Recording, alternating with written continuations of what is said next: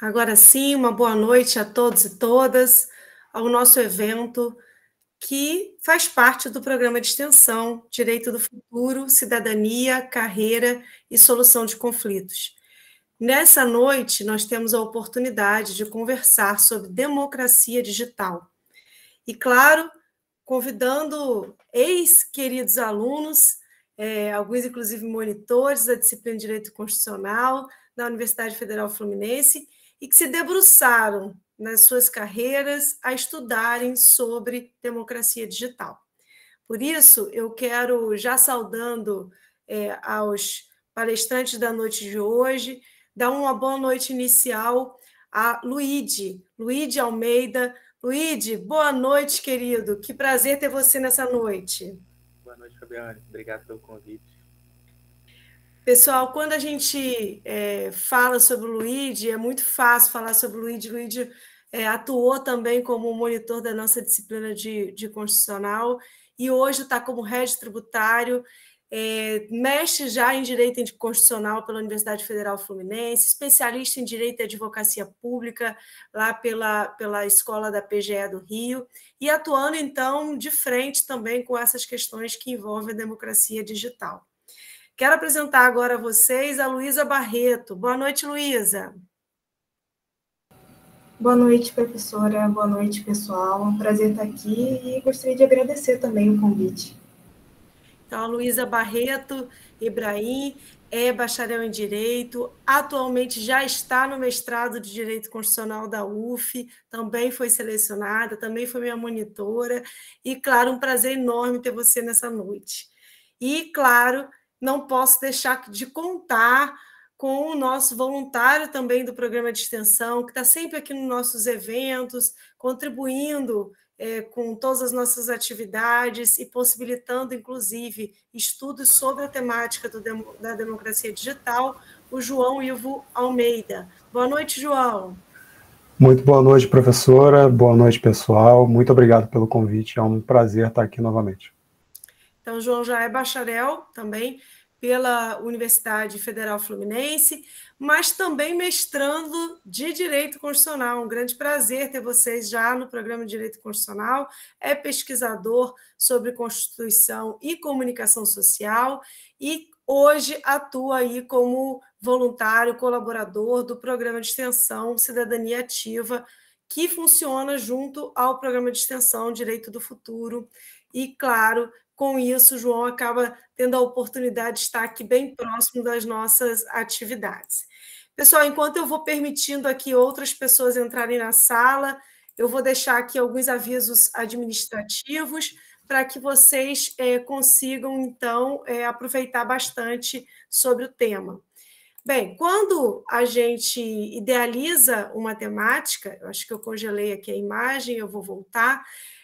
Quando a gente idealiza uma temática, a gente quer dar oportunidade de todos estarem juntos aqui debatendo por igual, uma troca mesmo de informações, de posicionamentos que vão ser acolhidos e também de uma forma muito tranquila e principalmente diante daquilo que nós temos dos estudos do direito constitucional. Então, estejam à vontade para perguntar, para ponderar, tanto pelo chat, quanto solicitar a palavra ao final, quando a gente tiver a oportunidade aí das perguntas. Então, a gente vai dar um tempo aí para cada um estar expondo, mas caso já queiram aí colocar algum posicionamento ao longo do evento, no meio das falas, estejam à vontade. Usem o chat, porque a gente vai levando aqui, fazendo essa troca junto com os três a respeito do nosso conteúdo, tá? Outro aviso administrativo, temos 2 links, que são links, um de um formulário do Google, onde você dá a sua opinião sobre o evento, dá a opinião sobre o programa, oportuniza, então, a sugerir temas para que a gente esteja debatendo aqui ao longo dos próximos meses, e nós temos um outro link que é de confirmação de presença. Às vezes a gente tem recebido um e-mail dizendo, olha, eu não recebi o certificado do evento tal. Pessoal, a gente não envia certificado, vocês precisam entrar, só digitar no Google para ficar mais fácil, ProEx, UF, certificados, já vai abrir uma página onde você digita seu CPF e você consegue, então, baixar o seu certificado de todos os eventos anteriores. Caso tenha aí sim alguma dificuldade, entre em contato com a gente pelo Instagram ou então pelo e-mail e a gente vai deixar aí todas as redes sociais. Para você que já perdeu aí algum evento anterior e queira assistir, queira verificar todos os nossos estudos nessa linha de atuação do Programa de Extensão Direito do Futuro, Cidadania, Carreira e Solução de Conflitos, você pode ter acesso também na nossa página do YouTube.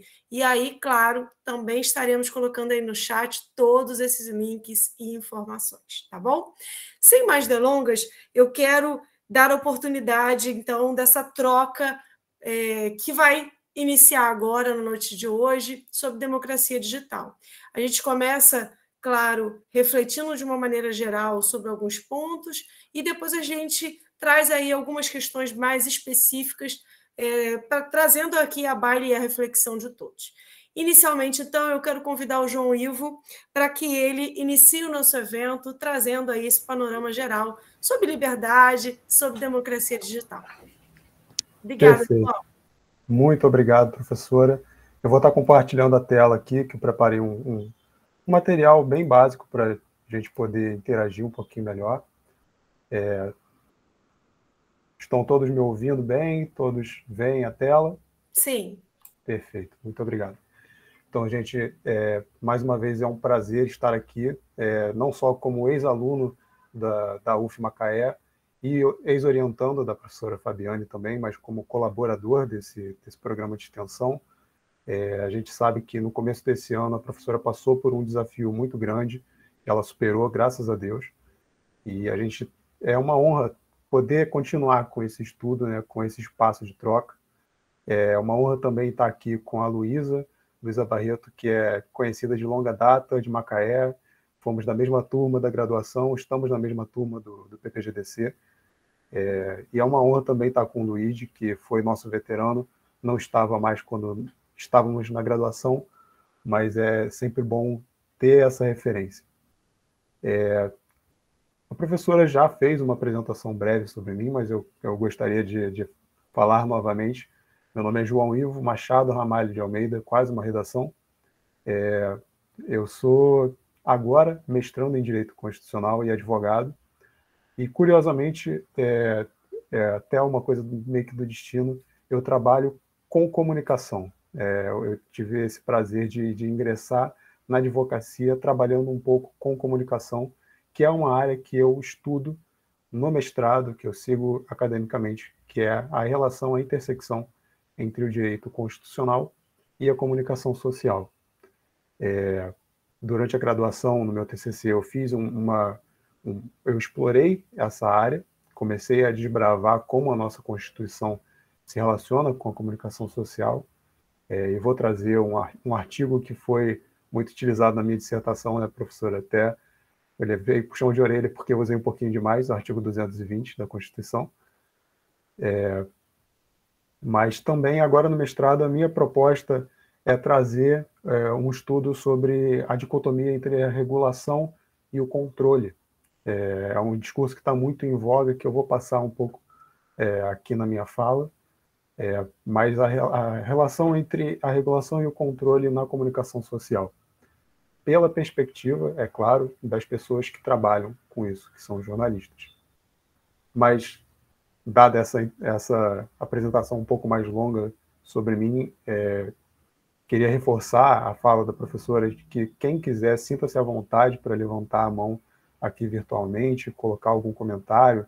Se quiser colaborar, a gente vai ter esse espaço de troca. E eu sempre gosto de reforçar, porque como eu já estive na posição de mediador, acaba sendo natural reforçar essas coisas. Mas, sem mais delongas, vamos lá, gente. Sobre o nosso tema, democracia digital, o que a gente pode entender, começando a falar sobre a digitalização do nosso espaço democrático no Brasil. Eu trago algumas definições que são interessantes para a gente começar a tratar esse debate. A democracia digital ela é uma aplicação das tecnologias digitais e da internet no contexto político e governamental do país. E é uma aplicação de uma série de práticas, iniciativas, incluindo a disponibilização de informações governamentais online, a realização de eleições eletrônicas, a interação cidadã por meio de redes sociais, promoção de debates, discussões públicas online. É curioso a gente falar sobre a democracia digital, porque a nossa Constituição, ela comemorou, fez aniversário recentemente, inclusive, e ela foi promulgada em 88. Então, a gente pensa, por exemplo, tem sim um quê de olhar futuro, parando para pensar que a nossa Constituição ela não pode ser estanque, até porque o osso que não regenera quebra.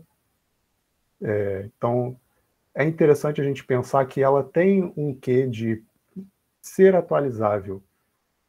E é por isso que mais à frente eu vou trazer alguns artigos, incisos da Constituição que tratam sobre isso através de princípios constitucionais, até cláusulas pétreas, que são aplicáveis ao nosso dia a dia e que, com a chegada da tecnologia, elas foram sendo aplicadas ao mundo digital. É curioso falar sobre esse tema, eu lembro quando a professora trouxe o convite para esse debate, porque isso foi uma grande parte do meu TCC, do meu trabalho de conclusão, que eu fiz uma investigação histórica sobre a evolução da legislação da comunicação social através de cada meio de comunicação ao longo dos anos, desde o Brasil Colônia, com a chegada do jornal impresso, através do rádio, através da televisão, até as nossas mídias digitais hoje em dia. Mas a gente não pode falar da democracia digital no seu atual estado sem falar das aplicações práticas dela na nossa vida. A democracia digital ela é uma forma de possibilitar a participação cidadã. É um lema até que a gente tem, peço perdão pelas buzinas, mas é um lema que a gente tem no nosso programa de extensão, que é como tornar essa cidadania verdadeiramente ativa. Um cidadão ele não vai estar exercendo a sua cidadania de forma plena se não estiver participando não só no pleito eleitoral, mas ativamente na colaboração para construir uma sociedade melhor. Esse é o conceito da democracia, participação.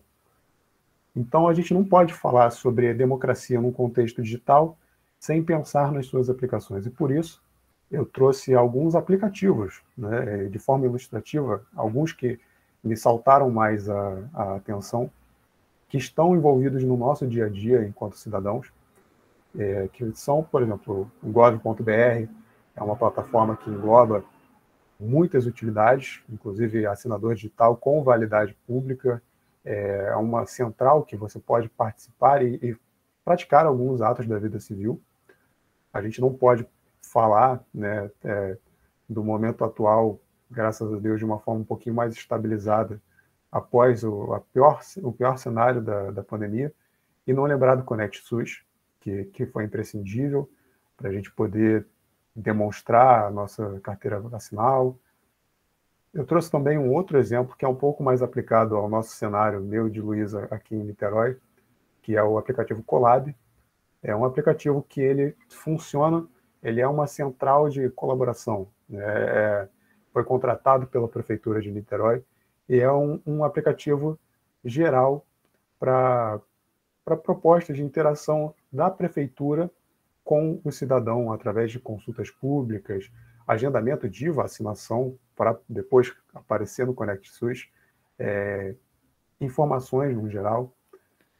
O SISUAB é um uso um pouquinho mais específico, mas é um aplicativo voltado para a participação de eleições no cenário acadêmico, é um local para votações e participação do corpo discente em algumas eleições, de colegiado, etc. E como eu trabalhei por um bom tempo e com muito orgulho na Justiça Federal do Rio de Janeiro, em Macaé, eu não poderia não falar do meu INSS, que também é um outro aplicativo de extrema relevância, que precisa melhorar, é fato.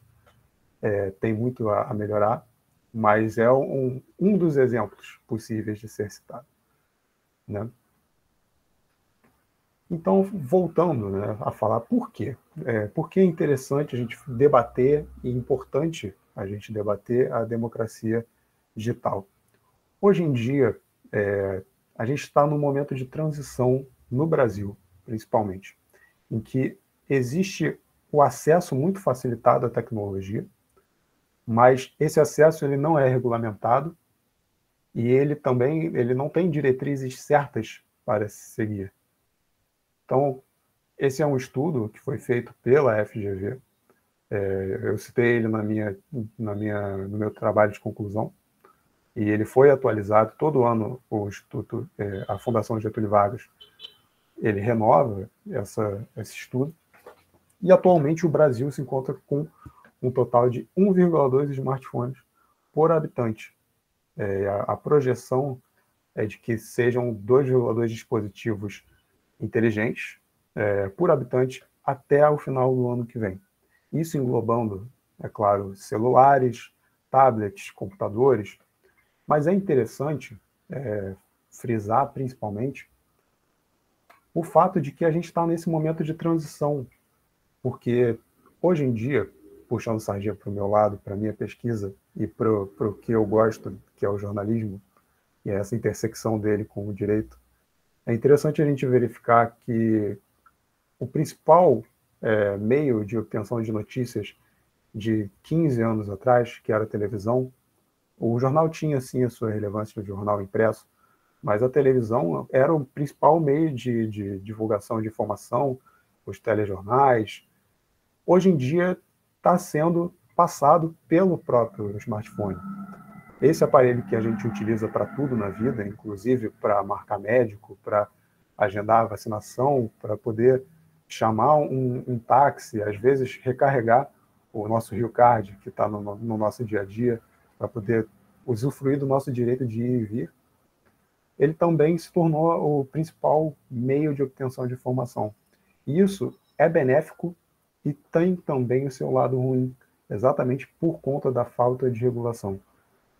Por conta desse acesso quase, não pode se falar universal, mas esse acesso muito facilitado à tecnologia, por conta do avanço, hoje em dia tem smartphones muito capazes, com preços acessíveis, então muitas pessoas acabam tendo mais de um para múltiplos usos diferentes, para trabalho, para uso pessoal. É muito difícil checar a veracidade das informações que chegam, checar se aquelas informações elas são boas ou não, se elas são verdadeiras, se elas vão influenciar negativamente no dia a dia daquela pessoa, se ela está sendo alvo de um golpe ou não. Então, a democracia digital ela se mostra imprescindível, né, enquanto um debate por conta disso. A gente já está inserido nesse ambiente digital diariamente e nós precisamos debater como torná-lo mais seguro e torná-lo não só mais inclusivo, mas também mais apresentar as regras do jogo, né?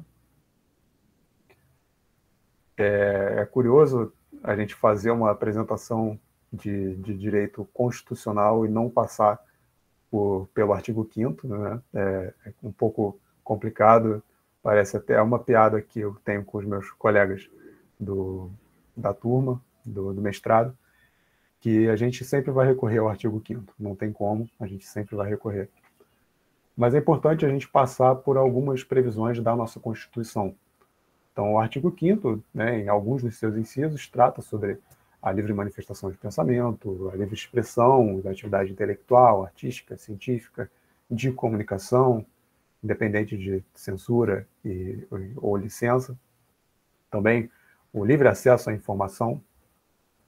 Mas também o artigo 5º, ele tem que ser aliado nesse debate sobre a democracia digital com o artigo 220, que eu comentei mais cedo, que é sobre a manifestação do pensamento, a criação, a expressão e informação, de qualquer forma, processo ou veículo, não sofrendo qualquer restrição observado e disposto na Constituição.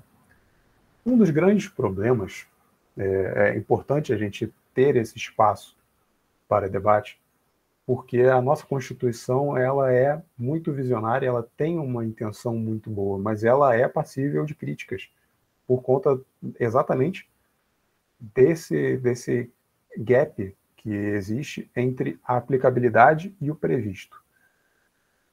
É nesse gap, nesse espaço, que necessita da intervenção do legislativo para poder legislar sobre como aplicar a Constituição, através de um instrumento legal. O artigo 220, ele fala exatamente o disposto nesta Constituição, mas ele não é necessariamente um inciso ou um capítulo com aplicabilidade imediata. Ele carece de um meio de ser aplicado, que são as leis. E por isso que eu coloquei, em meio às previsões constitucionais, uma previsão legal, que é a Lei de Acesso à Informação, que é um instrumento que veio junto com a popularização do Portal da Transparência, tanto é um reflexo direto da Lei de Acesso à Informação, que ela é um instrumento, a lei é um instrumento para a obtenção da informação correta através do governo. O governo tem a obrigação de fornecer a informação certa para os cidadãos. E eu trouxe também, até falando pegando um pouquinho da fala da Luísa, trouxe também um pequeno resumo sobre a PEC número 47 de 2021, que ela prevê acrescentar mais um inciso ao artigo 5º para promover a inclusão digital no rol dos direitos fundamentais.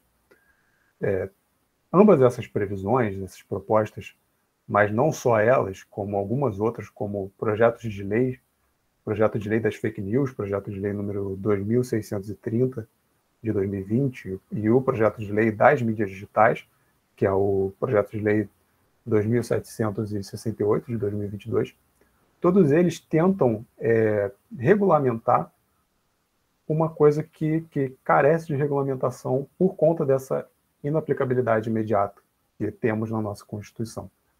Ou seja, tudo isso para dizer o quê? A nossa Constituição ela tem ótimas intenções, mas ela carece de atividade, ela carece de ação. E a ação vem através dos representantes do povo eleitos e colocados no legislativo.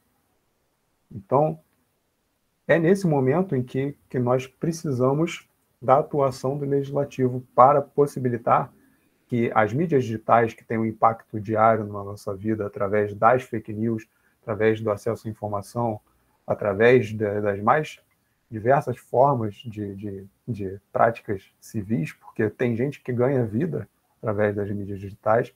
O jornalismo, hoje em dia, é feito através das mídias digitais, primordialmente. É através dessas propostas de leis que tentam regulamentar os princípios trazidos pela Constituição que nós vamos conseguir alcançar uma democracia digital um pouco mais plena, porque a minha concepção pessoal é de que a Constituição ela sempre vai estar se renovando e a democracia digital nós nunca saberemos quando parar, porque o digital sempre vai se renovar. E mais no final eu trago agora só alguns pontos de provocação, exatamente falando sobre isso, quais são os impactos na nossa vida social trazidos pela democracia digital, onde que ela se aplica, e, na verdade, agora a gente estava organizando as falas um pouco antes do evento, e foi até curioso que tanto a fala da Luísa, quanto a fala do Luiz, quanto a minha, temos pontos em comum, né? Mas eu estou aqui para trazer essa introdução e falar que, na verdade, a democracia digital é uma tradução da nossa democracia tradicional, né? É uma tradução que precisa ser melhorada. É um processo contínuo de renovação que precisa ter a nossa atenção por já fazer parte do nosso dia a dia e impactar a nossa vida enquanto cidadãos. Não só enquanto cidadãos, mas enquanto profissionais do direito, enquanto profissionais das outras áreas e também enquanto alunos, né? Nós fomos impactados pela pandemia, tivemos através do próprio Google Meet a possibilidade de continuar nos nossos estudos, não interromper a nossa graduação. Foi um processo que precisou de adaptações, mas possibilitou o acesso a um direito fundamental, ou seja, isso é, para mim, uma das aplicabilidades da democracia digital. O direito ao trabalho é impactado, claramente, o direito civil. O direito criminal, eu acho que é um dos mais impactados, na verdade, por conta das novas previsões criminais para delitos e crimes que são próprios desse meio, né? E também no direito eleitoral, que sofre influências da nossa democracia digital, como nós vimos nos últimos pleitos, independente de motivação de lado partidário. Esse é um ambiente para pensarmos o quanto teve influência. Mas, no final, a democracia digital ela já faz parte do nosso dia a dia. Ela não é mais uma faceta separada da democracia. Nossa democracia se tornou digital e assim continuará. E a gente precisa debater para poder torná-la mais inclusiva, da mesma forma que esse debate existiu desde sempre. E no final, a minha fala foi essa, como um ponto de partida para o nosso debate. Agradeço muito pelo espaço, professora, Luísa e Luíde. Muito obrigado, gente. E reforço, quem quiser, aqui está a minha rede social, é aberta por conta de divulgação científica, meu e-mail. Quem quiser pode entrar em contato para perguntar sobre o processo seletivo do PPG-DC. Sei que tem alguns alunos de graduação aqui. Quem se interessar em fazer mestrado depois pode me procurar. Posso ajudar na forma que for precisa, para a gente trocar ideias sobre pesquisa, sobre comunicação social. Qualquer dúvida, estou à disposição, gente. Muito obrigado. Obrigada, João, mais uma vez, por sua exposição, por esse panorama geral, fazendo essa interface, né, da democracia que a gente vê no papel e da democracia que é necessária de ser implementada diante desse mundo digital. Vou passar, então, a palavra para o Luíde, para a sua exposição. Antes, Luíde, só vou esclarecer aqui a Mariana, que eu já havia dito, e nós vamos passar, sim, um link para a confirmação de presença. O primeiro link que eu vou estar postando é um link do formulário, onde nós estaremos, então, oportunizando a vocês se manifestarem sobre o evento, ou seja, sugerirem, fazerem possíveis críticas, né? Ponderarem algumas questões sobre inscrição.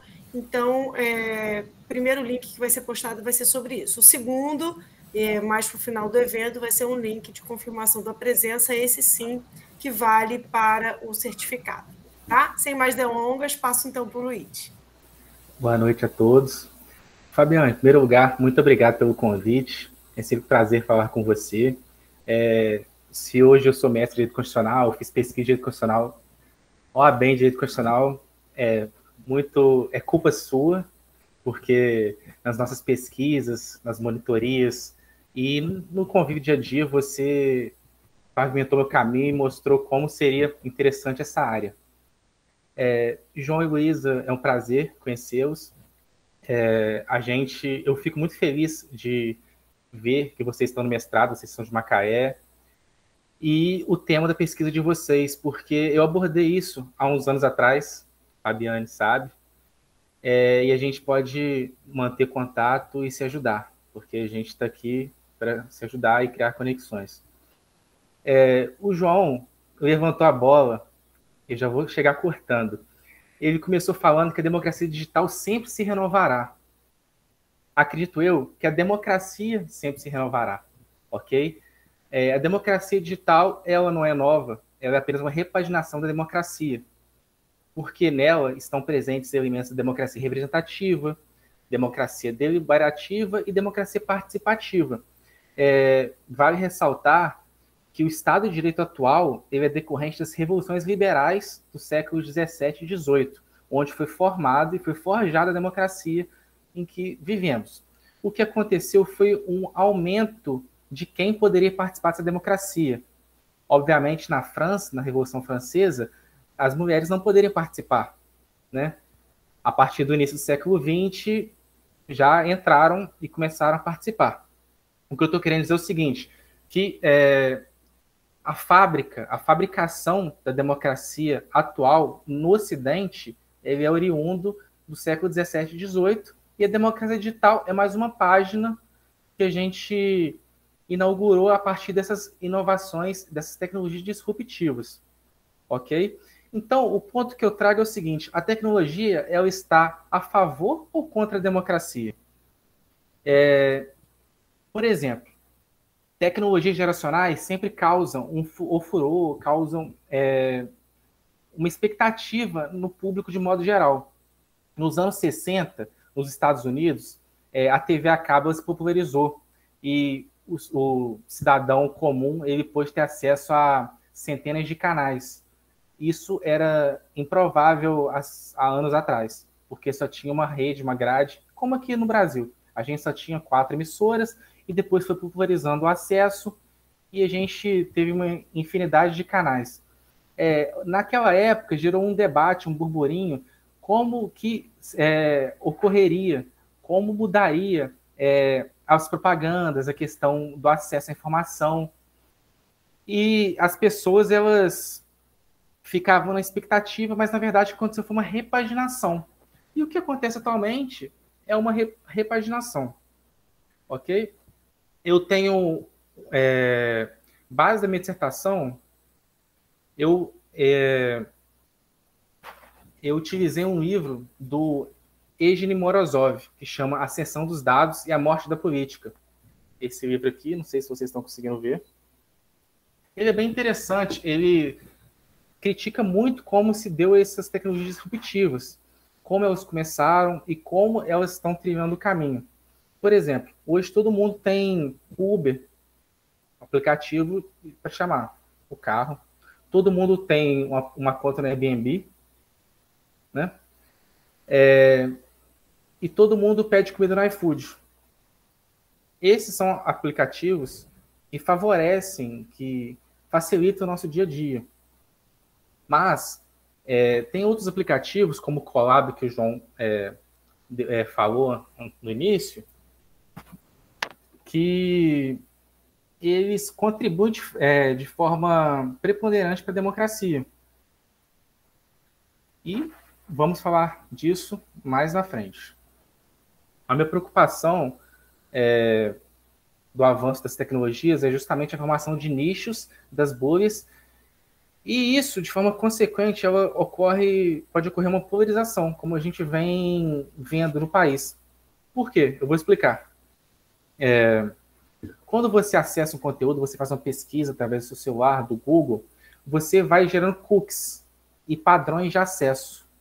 Geram padrões comportamentais e a inteligência artificial, ela meio que sabe, mapeia o que você gosta. Todo mundo já pesquisou, sei lá, o frango, aí teve propaganda de supermercado que está mais barato. Você pesquisa um cordão de prata, aí começa várias publicidades sobre cordões para você presentear, páginas de Instagram, Facebook, TikTok. Isso, assim, isso é decorrente do conteúdo personalizado e do seu histórico de navegação, ok? Atualmente, no Brasil, essa inteligência artificial que ocorre, ela não tem uma legislação, como o João tinha adiantado. Então, isso carece de legislação e regulamentação. Por quê? Veja bem, o Morozov, ele fala que esses conteúdos personalizados, eles começam a filtrar que tipo de informação chega a você. Ou seja, se você só acessa determinado tipo de conteúdo, só esse conteúdo vai chegar para você. E isso cria uma falsa percepção, uma falsa sensação de realidade, nos fazendo crer que o que nós vemos, as informações que chegam até nós são verdadeiras, são certas, em detrimento de outras informações que não chegam. Então vai criando bolhas. A bolha aqui do Luigi, ele vê um tipo de informação, vê um tipo de notícia, mas para ele não está chegando outros tipos de informações, que talvez esteja chegando para a Luísa. Aí quando a gente vai conversar, a Luísa tende a entender que tudo que o Luigi pensa pode estar errado, pode ser equivocado, pode ser mal. Entende? Isso é prejudicial para a democracia, porque abala a essência da democracia, que é o debate. Então, essa polarização ela só pode causar uma erosão na democracia, porque ela pode afastar as pessoas. O que, de fato, a gente talvez tenha visto, ou continua vendo, né? Nas redes sociais, na política, nas eleições. Deixa eu pegar outra parte aqui. Como eu tinha dito, é uma cerca invisível de arame farpado. Esse é o termo que o Morozov cunhou. Aí eu faço o questionamento para todo mundo. Estamos vivendo uma liberdade nas redes sociais ou estamos sendo aprisionados de maneira velada, sendo induzidos por anúncios ou notícias que deixam o indivíduo em estado de letargia para consumir e permanecer cada vez mais tempo dentro desses espaços? Então, vamos fazer uma reflexão. A democracia... Essas ferramentas elas contribuem para a discussão política e para a participação cidadã, ou elas estão diminuindo a sua interferência na política, na cidadania? A experiência do Colab é muito interessante. Aqui em Niterói, ela é bem real. O que acontece, para quem não entende, para quem não conhece? O Colab, você viu que tem um buraco na rua, você viu que tem um fio que caiu do poste, você descobriu que na sua região está sem luz. E as pessoas informam em tempo real. Olha, gente, está tendo buraco aqui nas vias, o poste caiu, está sem luz em tal região, o Botafogo vai ter que adiar seu jogo, porque acabou a luz. A culpa é de quem? Do Botafogo ou da Light? Enfim, as pessoas, elas em tempo real informam para o Colab. Ok? Em primeiro momento, é interessante. Poxa, estou contribuindo, estou fazendo minha participação cívica aqui. Estou contribuindo como cidadão perante minha sociedade para melhorá-la. Ok? Mas será que de fato isso acontece? De forma rasa e superficial, seria sim um avanço, uma forma positiva. Só que esses aplicativos, eles não fazem a gente refletir sobre os reais problemas que a gente enfrenta no dia a dia. Poxa, tudo bem, eu estou informando que a energia foi cortada, que tem um buraco nas vias. Mas por que a energia foi cortada? Por que tem um buraco nas vias? Será que teve diminuição de verba? Será que a prefeitura está sendo omissa? Será que o Poder Legislativo não está exercendo seu papel de cuidar dos interesses dos cidadãos? O que está acontecendo?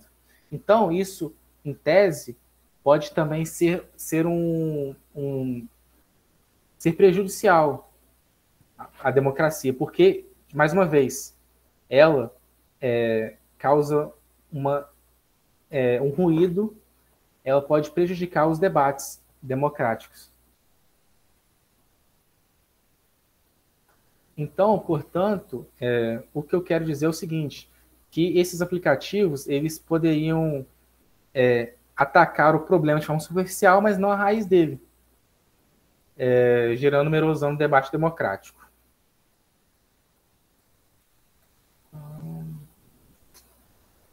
Luiz, só fazendo um parênteses aqui, seria interessante também que contribuísse até para uma formação de um orçamento participativo, né?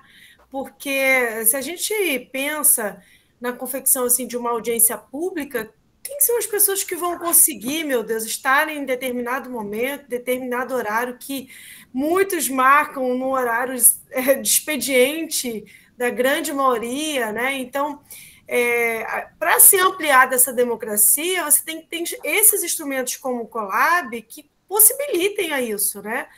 Você sabe dizer se o Colab também envolve a questão orçamentária? Eu não conheço, porque a gente não mora em Niterói, né? Você sabe dizer se envolve também a alocação de verba? Então, quando entrei no programa do PGDC, eu queria participar dessas sessões abertas ao público da Câmara, ok?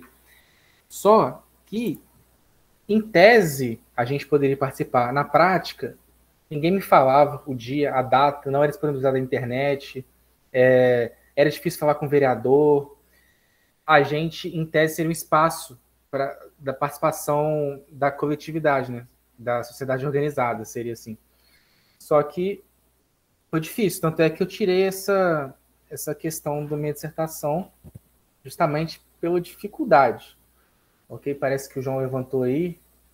Pode falar, Isso. João. Só para contribuir que o Colab, hoje em dia, ele notifica, mas de uma forma não uniforme, sobre essa questão dos debates de LDO. É até curioso, porque a professora Fabiane dá aula de constitucional, mas também de direito financeiro, e é interessante a gente debater isso, porque é o momento de se prover os recursos para poder alcançar aquela ideia de democracia que a gente quer. O Colab ele é um bom instrumento, ele notifica e ele encurtou as distâncias para alguns contatos com alguns vereadores, por exemplo, mas ele não serve 100% como um portal da transparência. É curioso a professora falar sobre lei orçamentária, porque quando a gente pesquisa no site da lei do portal de transparência federal, as legislações por trás falam todas sobre a obrigatoriedade de se expor a LDO, mas esse acesso fica comprometido, como o Luigi falou. E só para finalizar aqui, o que eu propus na dissertação foi uma eventual regulação, ok? De em que sentido? Regulamentação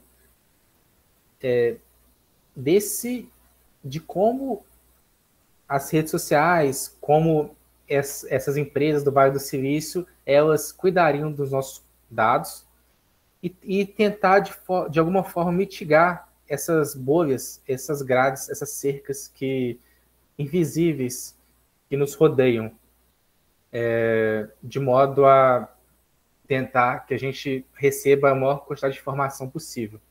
Em nenhum momento eu queria que essa regulamentação afrontasse a liberdade de expressão,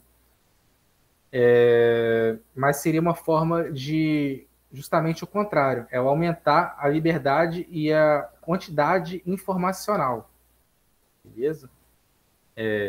Agora eu abro a palavra para a Luísa. Obrigado. Se alguém quiser fazer alguma pergunta, alguma ponderação, estou aberto, ok? Obrigada, então, Luigi, por suas contribuições. E aí fica aí, né, pessoal, essa provocação aí do Luigi. A gente precisa de mais, talvez, limitação para garantia dessa democracia, né? Para garantia dessa liberdade. É mais regulação que está faltando, né? Mas a gente vai refletindo a partir também do que a Luísa vai trazendo para a gente. Passa você então, Luísa. A palavra está com você. Boa noite. Vocês me ouvem bem? Eu acabei tirando o fone, porque acho que estava dando interferência.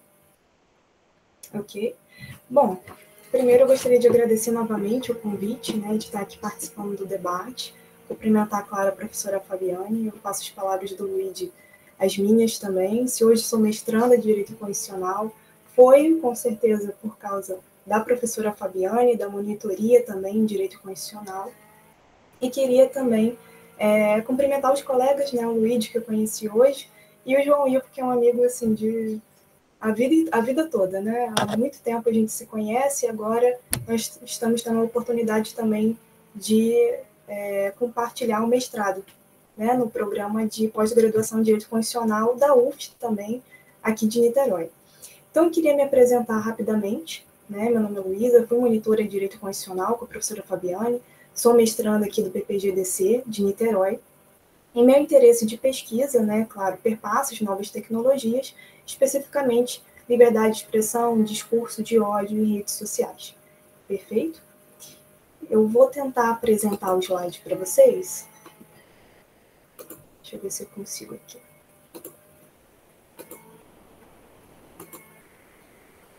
A partir de agora, eu não vejo mais ninguém. Vocês conseguem visualizar o slide? Sim, Luísa. Ótimo. Então, a gente teve, né, os colegas apresentaram muito bem, inclusive, toda a conceituação de democracia digital, fizeram apontamentos sobre a comunicação, e eu vou aprofundar aqui a discussão com vocês sobre o meu interesse de pesquisa também, que é o discurso de ódio na dinâmica das redes sociais. Né? E por que esse debate é importante quando a gente vai falar sobre as novas tecnologias? Eu acho que, num primeiro momento, é importante a gente entender que a proposta de democracia digital é justamente haver uma participação mais ativa, né, dos cidadãos. No entanto, o que a gente percebe no cenário atual é o aparecimento, né, de grandes empresas, né, as big techs, inclusive o Luiz até demonstrou no título do livro, né, que concentram um grande poder em suas mãos, justamente pelo desenvolvimento, né, de mecanismos de busca, de redes sociais, de próprios dispositivos.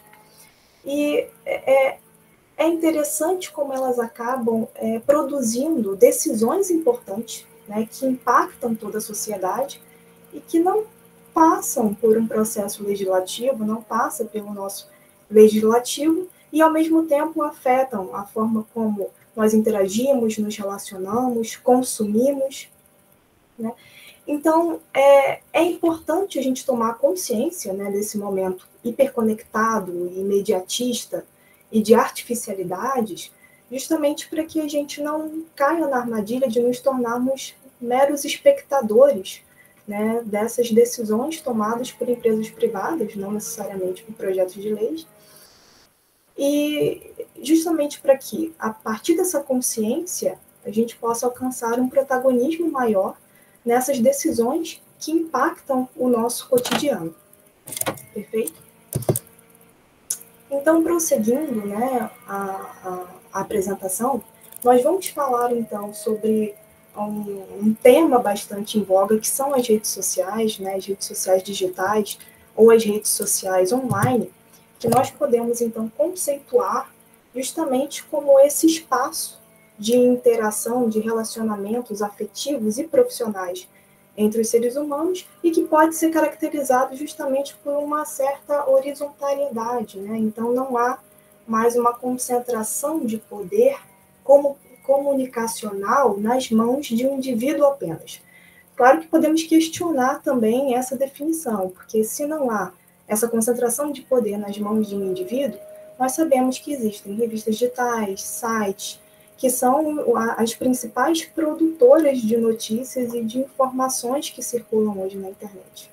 Né? Eu trouxe para vocês uma imagem, né? A gente não vai aprofundar tecnicamente como se estruturam as redes sociais, mas apenas para vocês terem uma noção, né, da representação dessas trocas discursivas nas redes sociais, que se dá através de nós, que seriam esses pontinhos, né, e os laços, que são as conexões entre os indivíduos, que seriam os traços conectando esses pontos, os nós. Né? É interessante também a gente entender como que essas redes sociais elas funcionam. Né? Se inicia com um registro do indivíduo, então você cede informações, dados pessoais que vão ser armazenados por essas redes sociais, é criado um login, um perfil, e esse perfil vai se conectar com outros perfis, com outros indivíduos, através de afinidades, de interesses em comum. Né? Então, hoje, é interessante pensarmos que as redes sociais elas representam muito mais do que um instrumento de comunicação particular. Né? Hoje em dia, elas são importantes tanto para a divulgação de informações, de notícias, importantes também para o debate político, né? Já é um novo espaço para que a gente possa debater, conversar e dialogar, como é importante também para o marketing empresarial, né? Muitas pessoas possuem perfis profissionais, além de perfis pessoais nas redes sociais. Então, a importância das redes sociais online, digitais hoje, é indiscutível. Né? Uma outra informação que é importante a gente ter sobre as redes sociais hoje é a questão da regulamentação. Né? Muito se fala sobre a complexidade de nós regulamentarmos as redes sociais num aspecto local. Né? A importância hoje que se dá é para que haja um debate global, né, sobre as redes sociais, como nós podemos nos articular e também gerir muito essas conexões e também esse conteúdo que é veiculado a partir das redes sociais, a fim de conter não só a desinformação, né, as fake news, como teorias conspiratórias, como também um discurso de ódio. E aqui eu trago para vocês, né, o Marco Civil da Internet, né, a Lei 12.965 de 2014. Claro que sim, além de algumas críticas que o Marco Civil da Internet pode sofrer, como seu aspecto principiológico, essencialmente, né, menos técnico, não podemos negligenciar que foi um ponto importante, um avanço para o direito digital no Brasil. E ele traz também a questão da responsabilização do provedor de conexão de internet, né, e a provisão de aplicações da internet. Claro que ele vai regulamentar no artigo 18 e no artigo 19 a não responsabilização, né, civilmente falando, por danos decorrentes de conteúdo gerado por terceiros, a menos que haja, obviamente, uma decisão judicial que exija a retirada daquele conteúdo da plataforma e a plataforma não cumpre com essa ordem judicial. O próprio colega, né, João Ivo, ele perpassou também a lei das fake news, né, o projeto de lei 2.630 de 2020, né, e a lei das fake news ela não vai ela vai tornar esse debate um pouco mais complexo, porque ela não vai mais simplesmente exigir uma ordem judicial para que certos conteúdos sejam retirados da internet. Né? Ela exige também uma atenção maior, né, dessas redes sociais, para que elas possam, então, averiguar o conteúdo que está sendo veiculado e para que possam também serem responsabilizadas pela não filtragem desse conteúdo. Ok? E aí nós chegamos também num ponto interessante, né, que o próprio Luigi também já comentou, que é o algoritmo, né, o que trabalha nas entrelinhas das redes sociais, não só das redes sociais, mas também de outros aplicativos e dos mecanismos de busca. O algoritmo é uma sequência, né, de regras que vai considerar uma base de dados que vai coletar, tanto através das atividades do usuário, o que você pesquisa, quais links você acessa, quanto tempo você permanece numa página, né, qual é a sua interação com aquele conteúdo, né, se você dá um like, se você curte aquele conteúdo. E através, então, dessa atividade, ele vai recomendar para você conteúdos semelhantes, né? Ele vai definir, portanto, um padrão de comportamento e, através desse padrão de comportamento, ele vai selecionar conteúdos específicos que vão chegar até você. Alguns países, né, já possuem uma regulamentação mais específica com relação a isso, mas não é um assunto tratado com tanta profundidade no Brasil.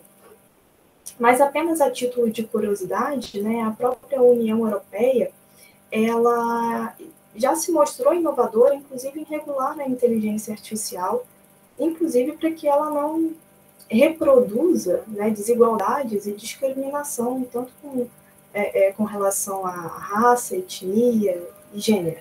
Mas é uma discussão ainda muito profunda, eu acredito, para a realidade brasileira, em que a gente ainda discute tanto a inclusão digital quanto o PL, né, a lei das fake news.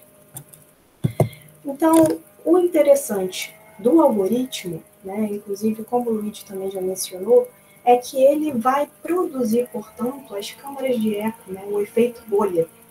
Então, a partir dos dados que ele coleta do usuário, ele vai fornecer conteúdos similares e vai dar uma falsa sensação de um consenso artificial sobre determinados assuntos. Porque aquele usuário ele vai receber vídeos, postagens, mensagens, conteúdo, notícia, similares ao que ele pesquisou. muito provavelmente confirmando a sua opinião, confirmando o seu pensamento, ou a interação que ele já teve com o algoritmo. Claro que isso acaba sendo um risco, porque afeta a diversidade, né, de pensamento, a pluralidade social, que faz parte do ideal democrático. E, por fim, a gente vai tratar especificamente agora do discurso de ódio, que ele pode ser também um grande risco através desse algoritmo, porque ele vai criar uma câmara de eco, ou o efeito bolha, com mensagens violentas, de ódio e perigosas. Então, o ódio, ele vai ser apontado como algo que traz uma relevância quando se fala em sentimento de pertencimento de grupo. E aqui eu também vou parafrasear o Humberto Eco, ele vai falar da relevância de você construir um inimigo, tanto para uma construção de identidade de determinados grupos, ou para estabelecer esse sentimento de pertencimento de grupo. Mas o ódio, quando ele é tratado, nós falamos tanto de uma certa marginalização do objeto desse ódio, como uma necessidade de destruição desse objeto do ódio. E isso se torna relevante, principalmente quando nós tratamos dos crimes de ódio. Então, o que seria o discurso de ódio de uma forma bastante sucinta? Genericamente, a gente pode tratar o discurso de ódio como qualquer ato de expressão que tanto discrimine como inferiorize e marginalize indivíduos a partir de uma característica particular. É importante também a gente ressaltar que o discurso de ódio, ele sempre vai ser um discurso violento. Mas não necessariamente um discurso violento vai ser considerado um discurso de ódio.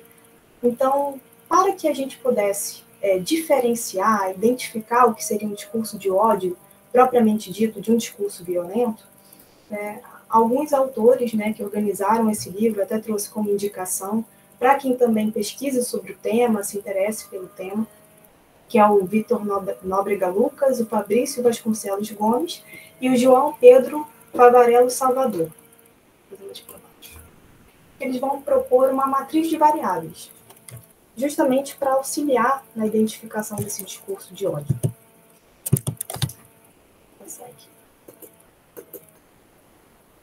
Então, a matriz de variáveis, ela vai considerar 3 elementos importantíssimos. Primeiro, o alvo desse discurso de ódio, para quem está sendo direcionado esse discurso, e normalmente nós verificamos que o discurso de ódio é dirigido a um grupo vulnerável, ou um indivíduo que pertence a esse grupo vulnerável, e aí nós podemos também estabelecer um debate, se é possível fecharmos uma listagem específica de quais grupos compõem essa característica de vulnerabilidade, ou assumirmos também uma conceituação mais ampla, justamente para termos um espaço de debate e para que não haja uma discricionariedade nessa caracterização de quais grupos são vulneráveis ou não. Além disso, a mensagem, que é um elemento muito importante, porque o discurso de ódio ele vai realizar uma avaliação negativa, justamente para marginalizar o alvo, discriminar o alvo e reforçar estereótipos e preconceitos. E, claro, o contexto intencional do orador, da pessoa que está promovendo o discurso de ódio. Então, a intenção do orador é de avaliar negativamente o alvo. Aqui eu faço uma observação, porque alguns autores vão falar que existe uma intenção relevante. E qual seria essa intenção relevante? A intenção relevante seria aquela percebida socialmente. Então, além de tudo, o discurso de ódio, ele também presumiria que há uma audiência. E essa audiência percebe a fala e aquele discurso como um discurso violento, como um discurso de ódio. Claro que a gente pode também dialogar, né? E se não houver essa intenção, for um discurso de ódio, discriminatório, preconceituoso, mas não houve uma intenção necessariamente de causar aquela percepção. Existem duas correntes, né, teóricas que vão dizer que ou você não reconhece essa conduta por falta do elemento subjetivo, que era a intenção da pessoa de causar essa percepção social, ou nós reconhecemos a conduta presumindo que houve, por parte do orador, né, uma aceitação do risco. Ele assumiu o risco, né, de causar essa percepção social subliminar por meio do discurso de ódio.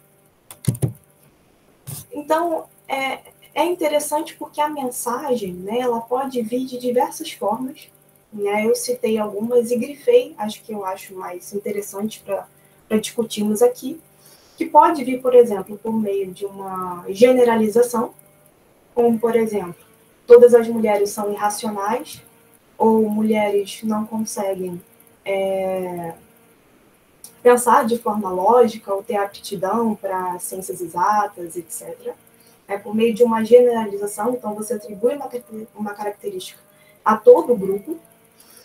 A atribuição perversa de características positivas, e essa é uma mensagem que particularmente eu acredito que seja a mais cruel das formas de mensagem, porque ela mascara muitas vezes a intenção do orador. Então, por exemplo, quando você afirma que as mulheres elas conseguem gerir mais tarefas que os homens, é uma forma também de você exaurir aquela mulher, atribuindo mais compromissos, atribuindo mais tarefas, né? Então ela passa a concentrar tanto a atividade como cuidar da casa, cuidar da família, cuidar do relacionamento, estudar, trabalhar e etc. Então, acaba vindo, né, esse discurso de ódio como um aparente elogio, mas que causa prejuízos ao alvo. E, por fim, né, discursos que buscam reações do alvo. Seria a ameaça propriamente dita. E tem um livro específico que eu gostaria de indicar para esse ponto, para quem também tiver interesse, que é da Judith Butler, né, Discurso de Ódio. E ela vai falar como o discurso de ódio, ela acaba colocando esse alvo, né, num outro papel, num espaço de medo.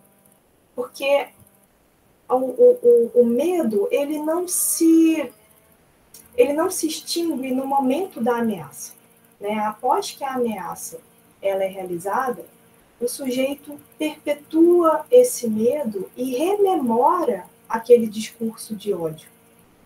Correto?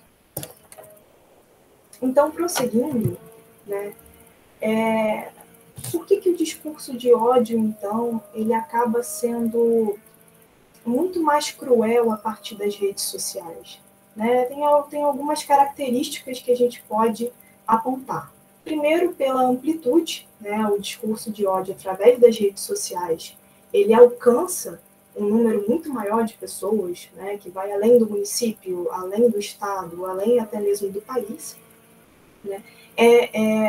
É muito mais difícil você retirar também essa mensagem da rede, uma vez lá, é muito difícil você conter ou mapear até onde essa mensagem chegou, inclusive porque ela muitas vezes é salva em outras redes sociais, em outras plataformas.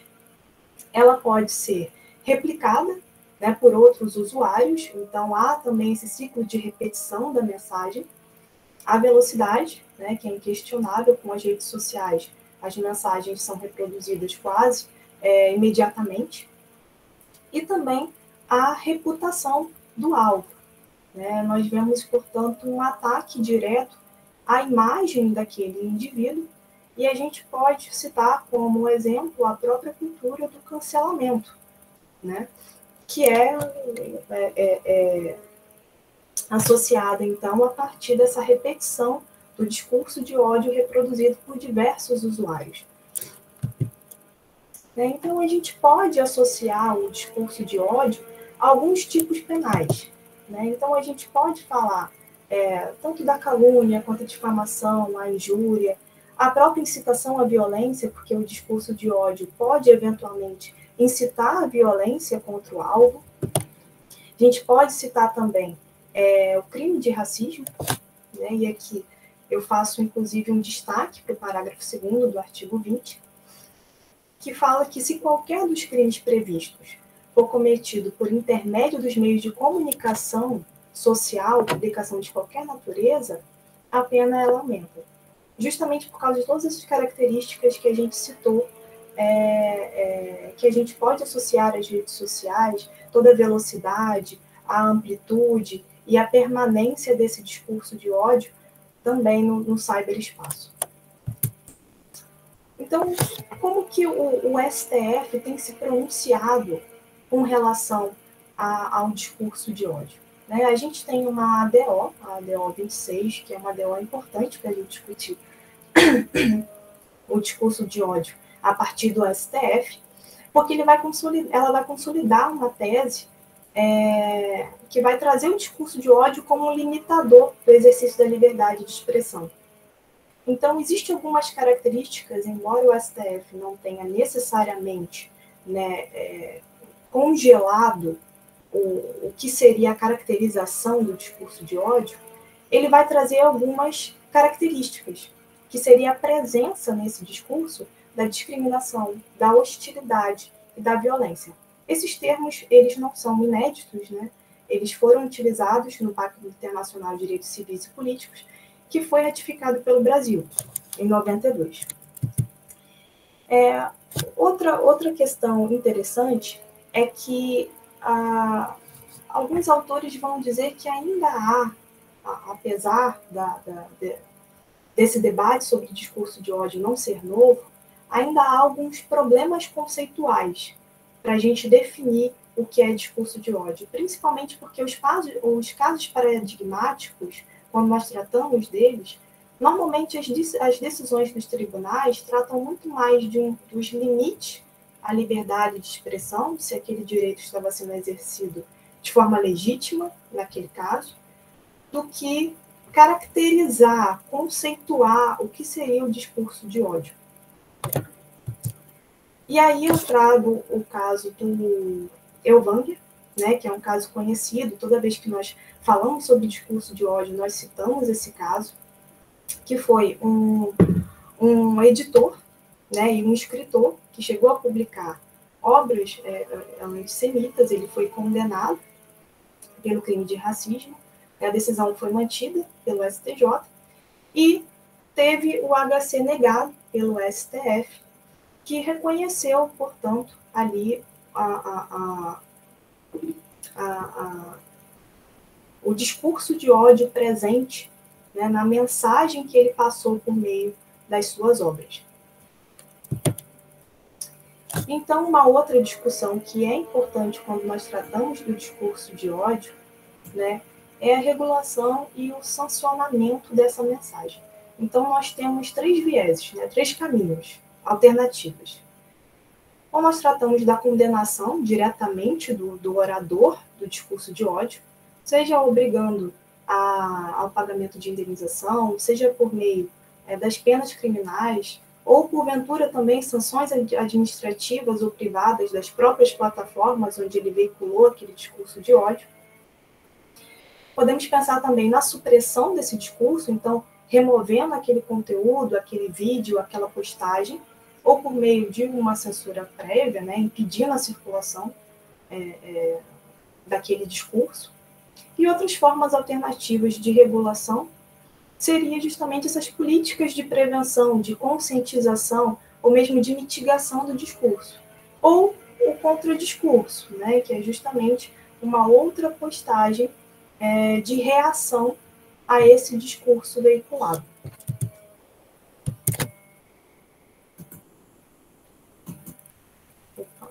Então, como que as redes sociais que nós utilizamos cotidianamente, né, têm se pronunciado com relação à veiculação do discurso de ódio em suas plataformas?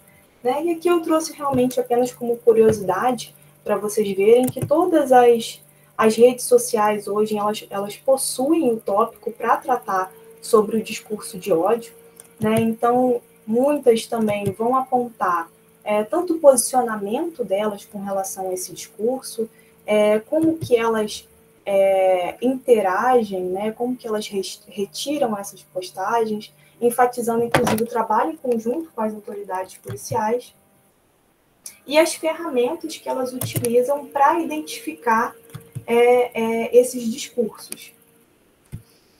E aí, por fim, né, eu trago também uma reflexão com relação à democracia digital, depois de tudo que a gente viu, né, e aqui eu complemento também, não só ao discurso de ódio, mas outros perigos para o ideal democrático, que são tanto as teorias conspiratórias quanto a desinformação, as fake news, a forma como isso afeta a nossa interação, né, os nossos relacionamentos, a nossa percepção da realidade, né, que participação seria essa a partir da democracia digital? Né, essa participação ativa.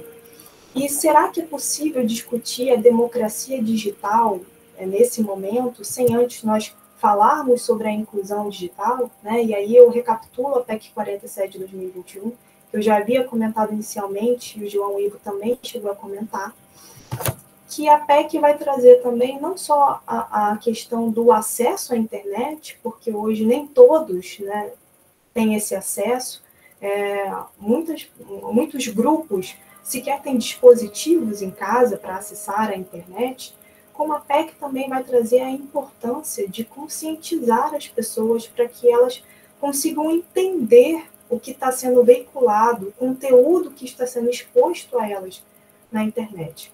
Então, acredito que para nós discutirmos democracia digital, é interessante, no primeiro lugar, nós também questionarmos essa inclusão digital. Né? Hoje, no cenário que nós vivenciamos, em que nós sofremos de uma certa forma, né? Esse overload, essa sobrecarga informativa, né? Tanto pelas redes sociais, pelos sites de notícias, por anúncios, por publicidade. Então, é uma reflexão que eu deixo para todos nós e convido a todos também a debater, né, sobre o tema. E passo a palavra, então, para a professora Fabiane. Obrigada, Luísa, mais uma vez aí pela oportunidade da gente te ouvir tão brilhantemente, você que brilhantemente consegue trazer o tema de uma maneira clara, simples. Então, foi muito bom te ouvir mais uma vez. João levantou a mão aí. João, suas considerações, por favor. É um desafio sempre falar depois da Luísa, né? Porque a Luísa, desde sempre foi muito inteligente, sempre se dedicou muito aos estudos, tem o privilégio de ter acesso a muitos livros, né? Que é uma dádiva. Desde sempre a gente trocava figurinha com isso. E estava me atentando à fala dela, ainda mais que ela citou Humberto Eco, que nos deixou em 2016. Humberto Eco, em uma das últimas publicações dele, ele falou uma atualização de outra fala dele, que foi até utilizada por diversos lados do discurso político eleitoral, que foi, se eu não me engano, sobre as redes sociais. Antigamente era televisão, mas hoje em dia as redes sociais deram voz a um grupo de imbecis. Essa fala não é necessariamente 100% certa. Eu discordo um pouco, porque sim, as redes sociais, assim como a televisão antes, ela possibilitou um aumento no nosso direito de expressão, de expressar aquilo que pensamos. Não podemos fazer juízo de valor sobre aquilo que o outro pensa, porque o nosso dever é o debate. Enquanto democracia, devemos debater as ideias que divergem, como o Luiz falou.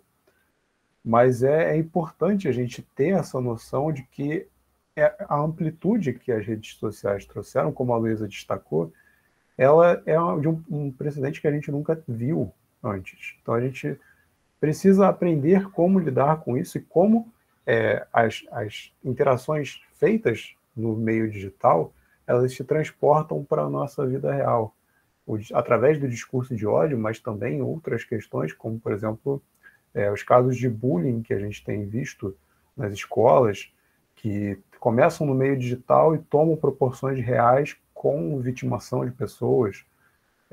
Como isso fica? Qual é a responsabilização das plataformas, do Estado? Quem é o responsável por gerir isso? E isso toca muito nessa questão da regulamentação que a gente vem falando no nosso encontro. Mas essas são as considerações que eu tinha. É um prazer novamente estar aqui com vocês. Muito obrigado. Obrigada, João. E aí a gente começa a refletir e pensar do outro lado, né? Quem que nós temos efetivamente enquanto políticos para debater essas temáticas e fazer, então, a confecção de normas que sejam coerentes e adequadas, né? E que não tenham um perfil ideológico específico para atender determinado público, mas sim para atender essa liberdade regulada exatamente como garantia para nosso exercício da democracia, né? Então, eu sempre costumo falar isso, né? A gente olha muito para a escolha do nosso executivo e esquece a tamanha importância que é a escolha do nosso legislativo. E, infelizmente, muitas das vezes a gente verifica posicionamento dos tribunais reconhecendo inconstitucionalidade de determinadas temáticas, né, Luísa, Luíde, João? E quantas vezes, porque não existe o efeito vinculativo ao legislativo, é produzida a norma exatamente no contexto contrário. Então, é muito triste, porque nós não temos essa formação política levada a toda a sociedade. E quando eu falo política, não é político-partidária, né? É uma formação política de viés de preservação dessa democracia, que é uma garantia basilar para todos nós que estamos no Estado Democrático de Direito. E, claro, diante disso, a gente acaba levando para o mundo virtual uma série de outros problemas que a gente não consegue resolver, nem mesmo na regulação que já existe. Luísa, está com você a palavra. Só gostaria de complementar, né, fazendo as considerações das considerações do colega, do João Ivo, que é muito complexo, inclusive, nós debatermos essa articulação, essa administração por parte das redes sociais, né? Nós temos discurso de ódio veiculado de forma explícita, né, para todos que quiserem acessar o perfil de determinado influencer ou político, mas nós temos também discurso de ódio nas mensagens privadas. E nas mensagens privadas também há toda uma discussão sobre o nosso direito à privacidade também. Então, assim, é realmente um debate complexo, eu diria. E muitas vezes se misturam com vieses religiosos, né? Vieses educacionais, que a gente, na verdade, esquece que existem pluralidades de pessoas e de formações que precisam ser preservadas, né? Essa preservação, inclusive, do que pensa a minoria, ela é importante dentro de um Estado democrático de direito, né, Luísa? Luíde, acho que você tinha levantado antes a mãozinha, pode falar. Na primeira consideração da Luísa, eu lembrei que uma coisa ótima dos avanços tecnológicos justamente foi a quebra do monopólio das grandes mídias, porque essa difusão informacional ela é benéfica a todos, né? Sobre esse filtro, quem vai falar o que é discurso de ódio? Quem vai falar sobre quem vai decidir o que é certo e o que é errado? Eu lembrei do Rawls, do filtro, do véu, né, que ele propõe. E essa terceira questão que você abriu, da reação legislativa, a gente está em voga aí atualmente o marco temporal. Está tendo votação, teve votação do STF, está tendo PEC para falar sobre. Tinha uma terceira que eu me esqueci agora, mas depois eu lembro. E aí, Luíde, a gente mistura, esquecendo esse contra-majoritarismo dentro do próprio Supremo Tribunal Federal, né? Eu queria colocar a baila aqui antes, vou passar para o João, mas queria ouvir vocês também um pouquinho sobre esse ativismo judicial diante dessa leitura da democracia digital, o posicionamento de vocês, o que vocês pensam a respeito, mas eu vou passar primeiro para o João.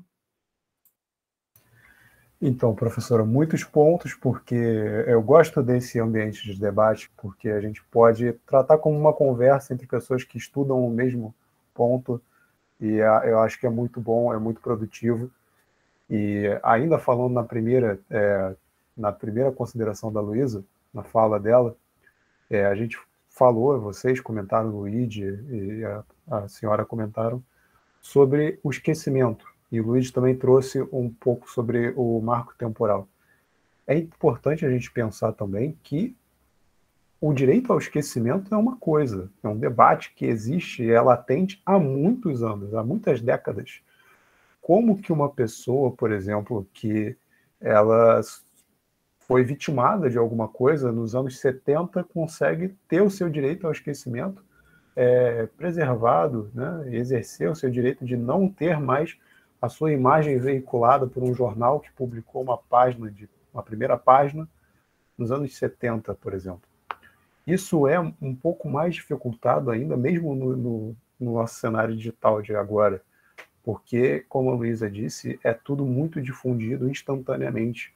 Não é possível retirar um conteúdo 100% do ar, porque ele já se tornou público a partir dali. Não só no cenário público, mas no privado, mais complexo ainda. Então, o direito ao esquecimento é um outro desafio que eu trago.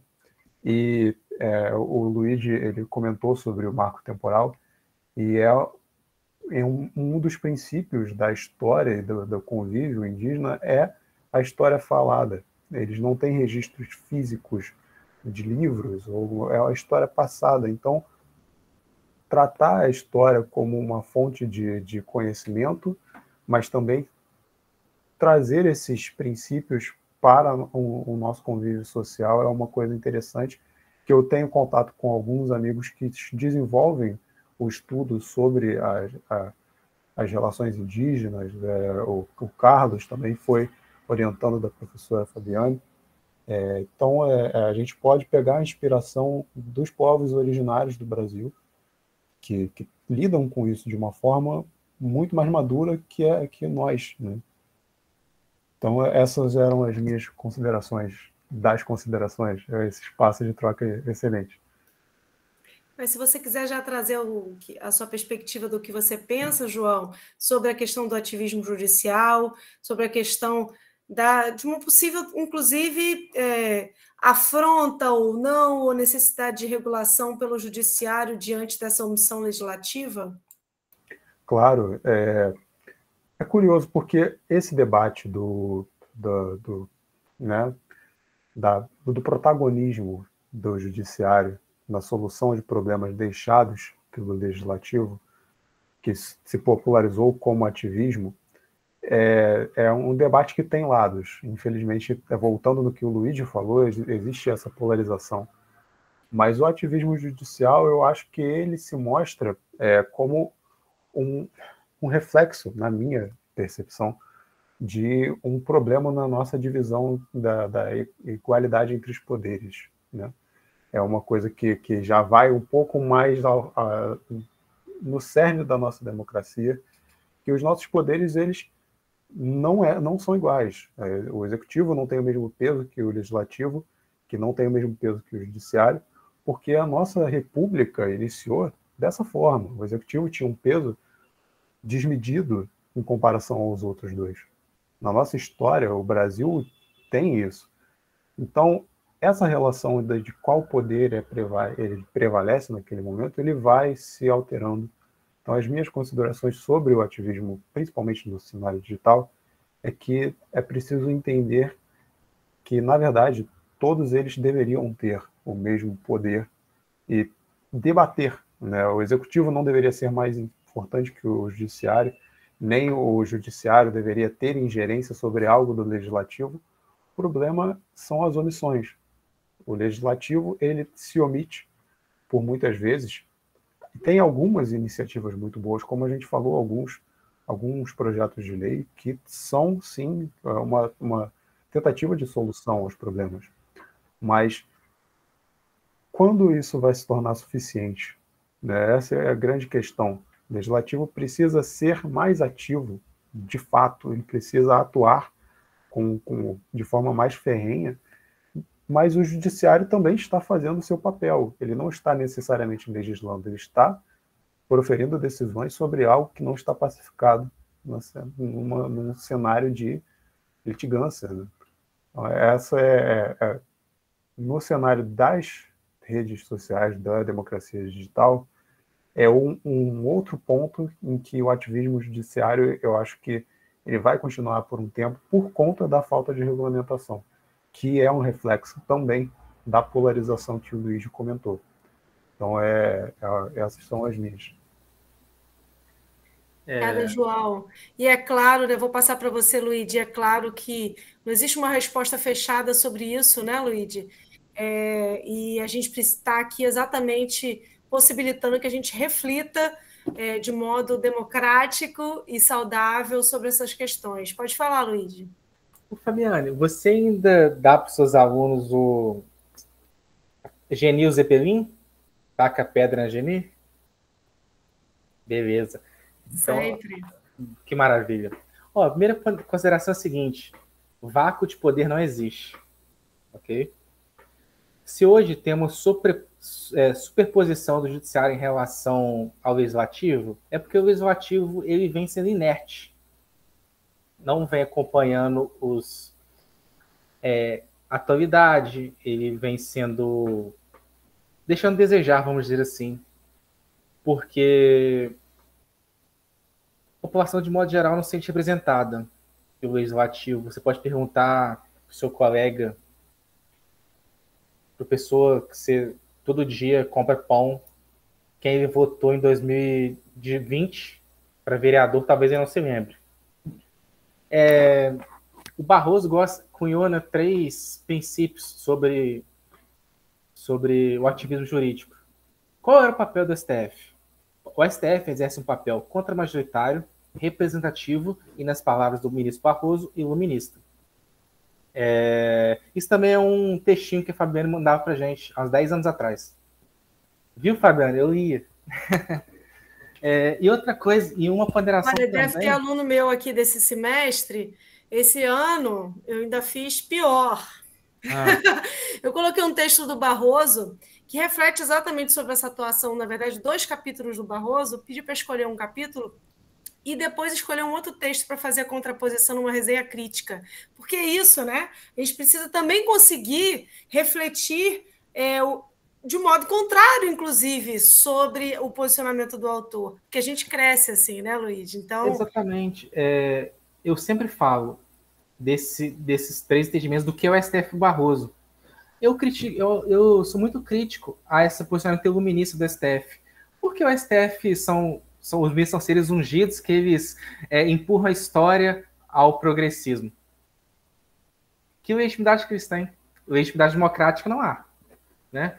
Então fica aí o questionamento também.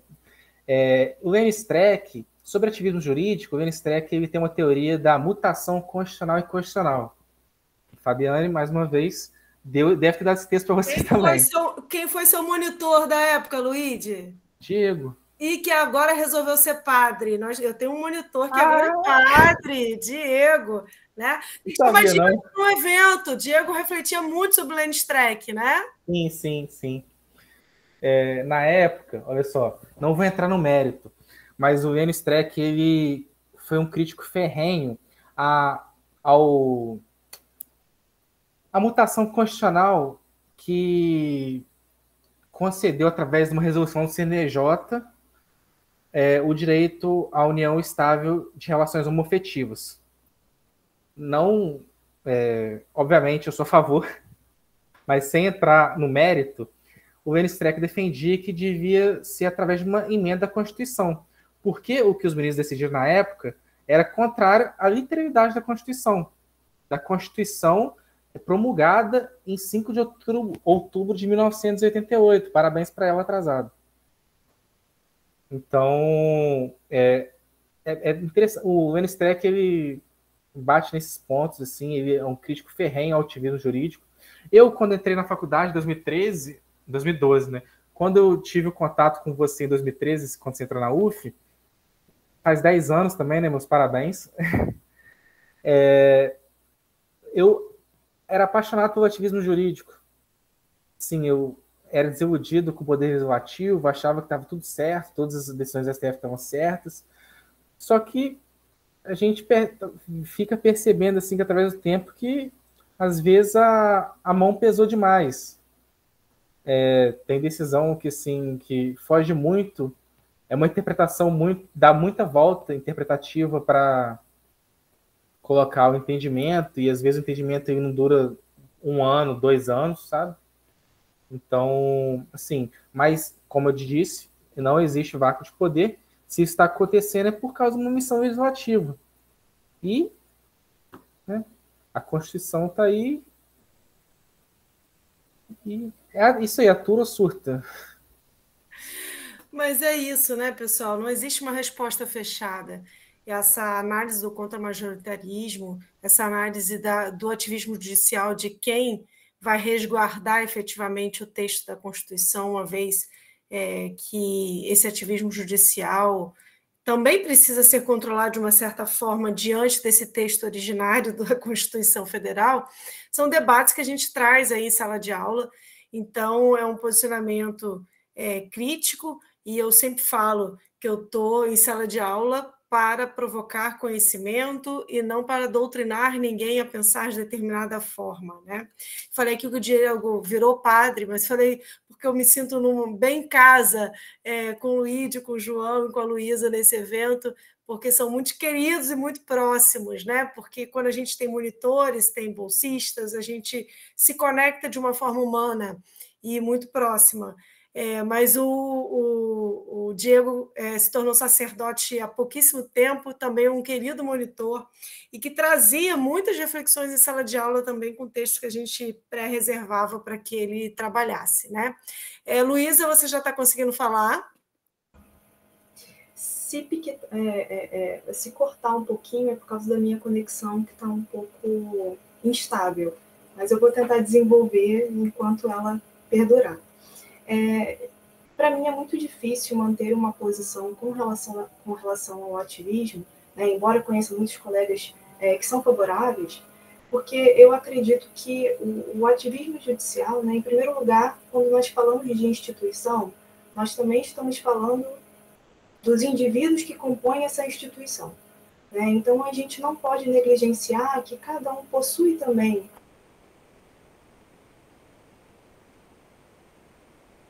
o seu posicionamento, né, político, ideológico. Então, muitas vezes, por trás de uma fala de defesa de direitos e de garantias, é importante a gente questionar que direitos, que garantias, a partir de que perspectiva, né, isso está sendo trabalhado. Então, é importante a gente pensar que a composição dessa instituição ela pode mudar, né? Então, a perspectiva também pode mudar. Então, é importante a gente pensar, né, trazer até esse olhar mais sociológico também, para quando a gente tratar de direito constitucional e de temas sensíveis também, como esses, né? É só complementando a fala dos colegas que já se posicionaram de forma brilhante sobre o tema. E só para complementar, assim, eu pedi para que escolhessem um desses 2 capítulos e, na verdade, escolhessem um outro texto para fundamentar os posicionamentos trazidos pelo Barroso no texto ou contra-argumentar, né? Então, não existe uma resposta fechada, existe uma reflexão necessária, e é isso que a gente está fazendo aqui na noite de hoje.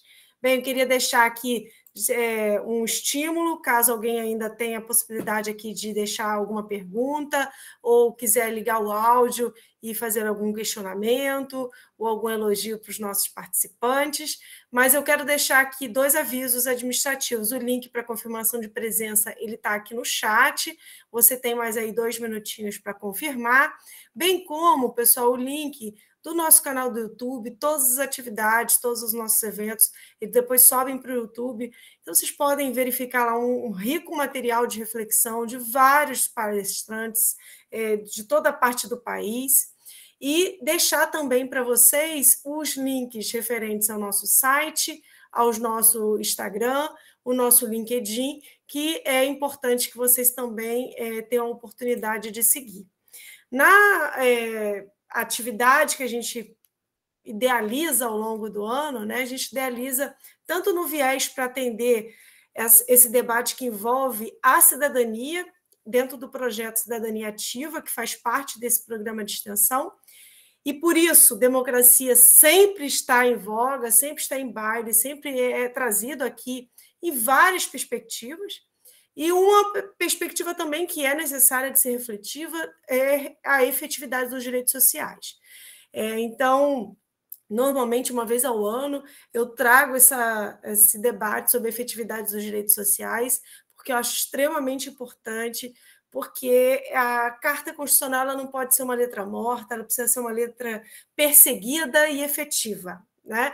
Já que nos resguarda os principais direitos que nós temos. E aí, na próxima semana, já estão abertas as inscrições, nós teremos um debate que será presencial na UF, no auditório do Bloco D, às 14 horas no dia 30, que é segunda-feira, e também tem a oportunidade de você participar online. Então, você vai se inscrever, caso você queira permanecer ainda online, você vai receber o link do mesmo jeito, mas caso você queira ir para o auditório, participar, e trazer aí o debate de uma maneira mais efetiva e presencial, você vai ser muito bem-vindo lá no Bloco D da cidade universitária de Macaé, às 14 horas na próxima segunda-feira.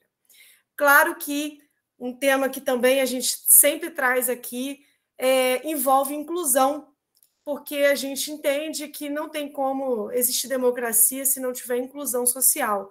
E, portanto, trazendo todo mês um debate que envolve inclusão, porque esse ano nos destinamos, principalmente nesse segundo semestre, a discutir as deficiências em geral, nas várias perspectivas, né? Não apenas legislativa, mas também na perspectiva cultural.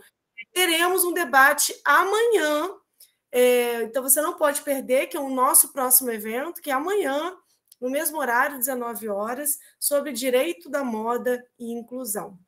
Outro cenário também de perspectiva de atuação, que é o direito da moda, junto ao programa de extensão, e que a gente traz a discussão sobre inclusão. Enquanto a gente, muitas vezes, não enxerga a deficiência e a necessidade específica do outro, infelizmente, a gente não consegue, quem sabe, diante da nossa formação moral, psíquica, intelectual, refletir um pouco mais sobre as garantias que são necessárias de serem concedidas. E moda não tem nada a ver com um debate vazio, pelo contrário. Então, amanhã vai ser um debate incrível, direito da moda e inclusão. Não percam, inscrição também, o Daniel está colocando aí o link, tanto da próxima semana, do dia 20, quanto o debate de amanhã, que vai ser exclusivamente online. Bem, eu vou dar essa passada geral aqui para a despedida, e aí a gente fecha o evento. Minha última consideração é que eu quero muito, mas muito, muito, muito, muito, que vocês continuem brilhando muito nessas reflexões do direito constitucional, porque, para mim, a gente, enquanto professor, a gente se realiza quando a gente enxerga vocês assim brilhando. Então, que a gente tenha a oportunidade de estar junto muitas e muitas outras vezes, e vocês produzindo e alcançando todo o sucesso do mundo. Vou passar, então, aqui pela ordem alfabética, pedindo, então, para João se despedir primeiro. Perfeito. Muito obrigado novamente, professora. Muito obrigado pelo espaço. É muito bom continuar como colaborador. Fui voluntário na graduação e continuar, mesmo depois de formado, nesse ambiente do projeto de extensão. Queria agradecer também a Luísa e ao Luigi por compartilhar esse encontro comigo, com a professora, com os inscritos. A todos vocês que participaram, que estiveram aqui e puderam, né, ouvir e ser influenciados por esse debate que serviu de provocação. É uma provocação para a gente poder pensar e continuar evoluindo nesse ponto da democracia digital. Muito obrigado mesmo, gente. Boa noite. Obrigada, João. Luíde? Obrigado a todo mundo que compareceu, ficar até quase 9 horas ouvindo a gente. Obrigado pelo convite. E, Fabiane, se nos próximos dias eu me inscrever em algum programa de doutorado, vai ser por culpa de hoje, tá? Porque eu revi minha dissertação, eu lembrei do que eu estava tratando, eu falei, poxa, isso é legal. Aí eu vi o João e a Luísa falando também sobre coisas bem parecidas, bem paralelas, eu falei, poxa, é isso aí. Quem sabe, né? Eu tenho que continuar refletindo sobre isso, porque isso não passou. Isso é de ontem, mas é de hoje e vai ser constantemente. Tenho certeza que daqui a pouquinho você está me pedindo uma carta de recomendação para o doutorado. Luísa? Queria só agradecer novamente o convite da professora, né? Foi um prazer estar aqui, debatendo, inclusive, com os 2 colegas que apresentaram brilhantemente. Agradecer também o pessoal que ficou até quase 9 horas com a gente debatendo esse tema, que é muito importante. E elogiar, é claro, a iniciativa também, né, da professora de disponibilizar esse espaço para debate, não apenas para nós, né, mas também para o pessoal da graduação. Eu acredito que seja muito importante, né, para todos nós. Obrigada mesmo, viu? Obrigada. Então, finalizamos aqui. Eu vou pedir para que quem puder ligar a câmera, nós vamos fazer um registro aqui fotográfico, só vou fechar a gravação. Espero vocês nos próximos eventos. Amanhã tem evento, segunda-feira tem evento, daqui a pouco tem outro evento. Espero vocês, porque é apenas debatendo que a gente cresce junto e constrói, então, uma efetiva democracia. Um forte abraço.